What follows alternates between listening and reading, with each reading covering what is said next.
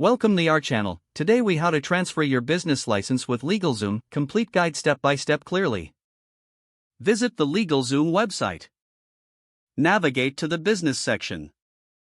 Select the option to transfer your business license. Create or log into your LegalZoom account. Choose the type of business entity you want to transfer. Fill out the required information, including your current business details. Provide the new business details where the license will be transferred.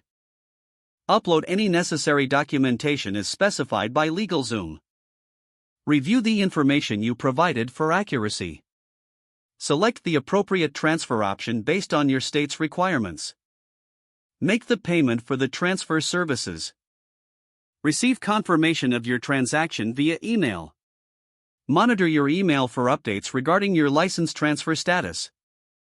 Wait for notification that your transfer has been processed. Follow any additional instructions provided in the confirmation email. Keep a copy of all documents related to the transfer for your records. Once the transfer is complete, verify that your new business license is active. If the page does not load, refresh the browser or try again in a private or incognito window. Make sure you are using the correct email address, then retype it carefully to avoid small typos. If your password is not accepted, use the reset option and create a new strong password you can remember. Check your spam folder for verification or security emails, then complete any requested confirmation steps. Enable two-factor authentication if available to improve account security and reduce unauthorized access risk.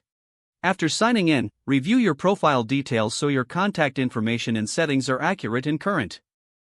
If you see an error message, note it down and try again after restarting your device and internet connection. Log out when you finish, especially on shared devices, to keep your account and payment information secure. If the page does not load, refresh the browser or try again in a private or incognito window. Make sure you are using the correct email address, then retype it carefully to avoid small typos. If your password is not accepted, use the reset option and create a new strong password you can remember. Don't forget to like this video and subscribe to our channel for more step-by-step tech guides.